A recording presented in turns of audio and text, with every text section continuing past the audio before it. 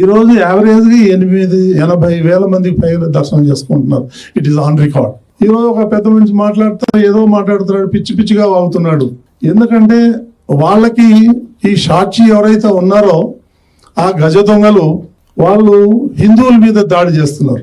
మనమేమన్నా Jerusalem గురించి మాట్లాడుతున్నామా, లేకపోతే Vatican city గురించి మాట్లాడుతున్నామా? మాట్లాడట్లేదు కదా.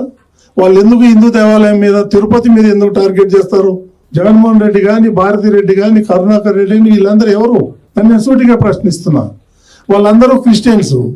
వాళ్ళు ఏంటి మన హిందూ దేవాలయం మీద దాడి చేసేది?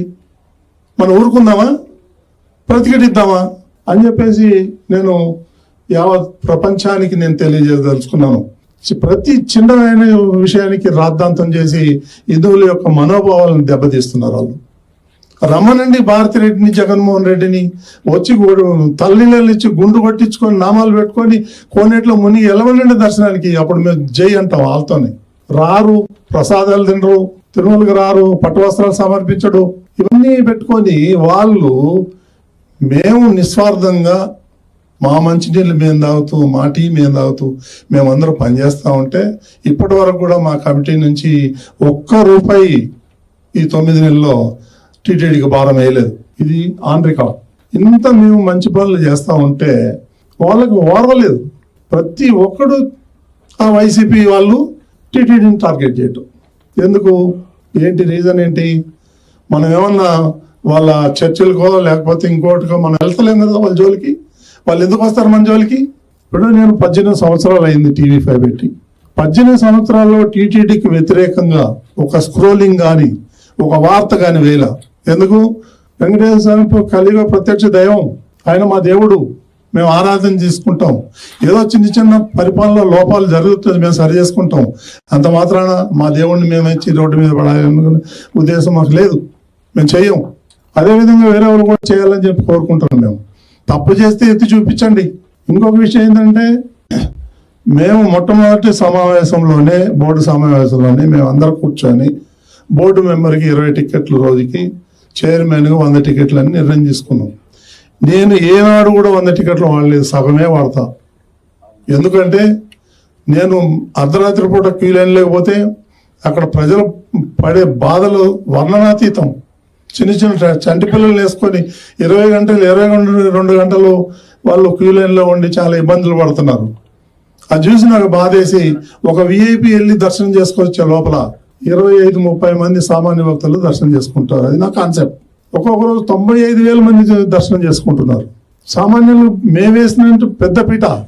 చంద్రబాబు నాయుడు గారు ఎప్పుడు సామాన్యులకు ఇవ్వండి అని. మేము VIPని కల్చర్ స్లోగా తగ్గించేసి మేము సామాన్య భక్తులు పెద్ద పెట్టేస్తుంటే ఈరోజు ఒక పెద్ద మనిషి మీటింగ్ పెట్టి ఏదో పిచ్చి పిచ్చిగా మాట్లాడుతున్నాడు. నేను చెప్తున్నా, నువ్వు ఎవరికన్నా పెట్టుకో, BR నాయుడుతో పెట్టుకుంటే మాత్రం మర్యాద ఉండదు. నా గురించి మీకు తెలియదు. నేను ఎంతకైనా తెగిస్తాను. తప్పు చేస్తే చెప్పండి, చొక్కా పట్టుకొని అడగండి, మేము సమాధానం చెప్తాం. ఇప్పటి వరకు ఒక్క చిన్న పొరపాటు కూడా చేయలే మేము. అది నేను గర్వంగా చెప్పుకుంటాను. పిచ్చి పిచ్చి మాటలు మాట్లాడుతున్నారు, వింటున్నాం కదా అని చెప్పేసి మా మీద దాడి చేస్తారు. నా మీద దాడి చేయి, పర్వాలేదు, నేను ఛాలెంజ్ చేస్తా. కానీ వెంకటేశ్వర స్వామి మీద అడ్డం పెట్టుకుని ఎందుకు దాడి చేస్తారు? వేరే ప్రార్థనా మందిరాలు లేవా? ఎందుకు టీటీడీ మీద పడతారు మీరు? దీనికి ఒక చిన్న ఎగ్జాంపుల్ చెప్తా మీకు. ఏదైతే సిమ్స్ హాస్పిటల్ ఉందో అది నష్టాల్లో నడుస్తుంది కొన్ని ఏళ్ల నుంచి.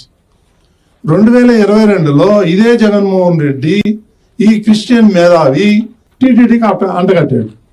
దానికి ఇప్పుడు 140 కోట్ల సంవత్సరానికి ఉండి డబ్బులు పోతున్నాయి. అంటే వాళ్ళ ఉద్దేశం ఏంటంటే ఈ టీటీడీని అప్రతిష్ట పాలు చేయాలి, మళ్ళీ టీటీడీని అప్పుల పాలు చేయాలా. ఈ కరుణాకర్ రెడ్డి పెద్ద డకాయిట్, అవినీతికి రారాజు, అవినీతి అక్రమాలకు ప్రెసిడెంట్. ఆయన మాట్లాడతాడు అవినీతి గురించి. ఎక్కడో 30-40 కిలోమీటర్ల దూరంలో అవుట్స్కర్ట్స్ లో ఆయన వెంచర్లు వేస్తే ఆ వెంచర్లకి టీటీడీ సంబంధించి సిమెంట్ రోడ్లు వేస్తాడు. అట్లాంటి కూడా మా గురించి మాట్లాడేది. పెద్ద ఖచ్చితంగా వెళ్తాయి TTR బాండ్లో, పోతారు లోపలికి, జైల్లోకి వీళ్ళందరూ. ఈ లాస్ట్ టైం వాళ్ళ పీరియడ్ అయిపోగానే 1600 నుంచి 2000 కోట్లకి టెండర్లు పిలిచి 10% 15% తీసేసుకొని అవార్డు చేసి వెళ్ళిపోయాడు. మళ్ళీ మేము వచ్చి చేసే లోపల అవి 70% 80% ఆ దొంగలు కూడా కాంట్రాక్ట్ ఉందో ధనధనంగా కట్టేశారు. ఈ విధంగా ఎన్ని అక్రమాలు చేశాడంటే కరుణాకర్ రెడ్డి, నేను వేరే వాళ్ళని ఎవరిని విమర్శించట్లా, ఎంతో కొంత మిగిలిన అధ్యక్షులందరూ కూడా ఎంతో కొంత అందరూ దేవుడికి సేవ చేసిన వాళ్ళే, వాళ్ళు నేనేమంటలే. ఈ ఏదైతే గజదం ఉన్నాడో కరుణాకర్ రెడ్డి అనే రాష్ట్రీయులు ఎవడైతే ఉన్నాడో వాడు తిరుమలని భ్రష్టు పట్టిస్తున్నాడు.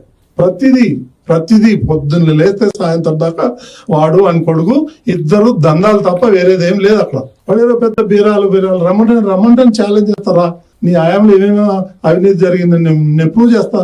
ఇదంతా క్రిస్టియన్ బ్యాచ్, దొంగల బ్యాచ్. ఇది కన్వర్టెడ్ క్రిస్టియన్. ఒరిజినల్ క్రిస్టియన్స్ ఎవడు మన జోలికి రాడు, ఒరిజినల్ ముస్లిం మన జోలికి ఎవరు రారు, హిందువుల జోలికి. వీళ్ళంతా కన్వర్టెడ్ క్రిస్టియన్స్ కాబట్టి వాళ్ళు ఇష్టం వచ్చినట్టు మాట్లాడతారు. మేము పడాలా? మాకేం అవసరం? మేమెందుకు పడతాం? తిరగబడతాం. Please subscribe to Leo News for more videos.